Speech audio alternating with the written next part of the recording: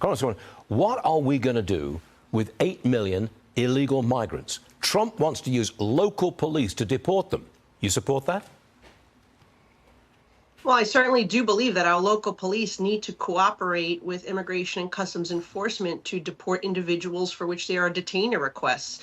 If the administration is issuing a detainer request for someone, they are a dangerous individual. They are a convicted criminal in their home country. They may have committed a crime here. They probably have been previously deported multiple times. And so we do need to cooperate with those detainer requests. And yet the New York City Council has prohibited the NYPD from cooperating and complying. And that is extraordinarily dangerous. It is why we don't have detainers being complied for those individuals who assaulted the police officers, or why there wasn't a detainer complied with for the murder of our young woman in Georgia, Riley, who was killed because someone in New York City released them, the perp who had committed a crime here. Congresswoman, I can see how we try to get and remove and deport the bad apples, clearly the bad apples.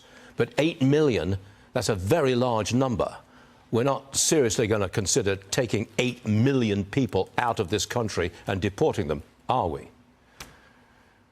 I think it's very difficult to do that. It could be done, quite frankly, because they've moved 8 million people into the country. Think about that. They managed to bus and fly individuals all over the United States of America. Now, what I believe is we really need to focus on the people who are here that are committing crimes. Right. But what really upsets me, Stuart, is that every person that's coming over the border and is paying the drug cartels is enriching the cartels, and at the same time, they're creating a tremendous backlog in our immigration system. Yeah. We've talked about this before. I have constituents who've been waiting 10 years, and they're getting pushed further down the line because of the president's last in, first out approach that prioritizes the people coming over the southern border, and that's not right.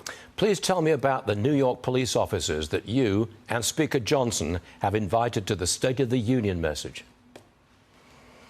Yes, I've invited Lieutenant Ben Curian, my colleague, Anthony D'Esposito has invited the police officer that was injured, and they will be sitting in the speaker's box at the speech, because we wanted to bring attention to how the Biden administration's policies are working out on the ground. This should have never occurred, what happened here. Individuals in this country illegally, they were given parole, by the way. The only reason they may have been here, as the Democrats argue, legally is because they were given parole by the Biden administration. They changed the rules to allow X number of Venezuelans to enter.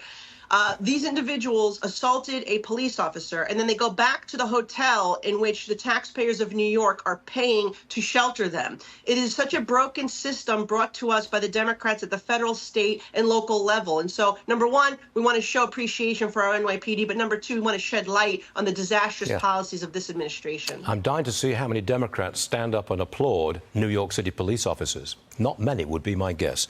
Nicole Malliotakis, thank you very much for joining us. We appreciate it always. Thank you.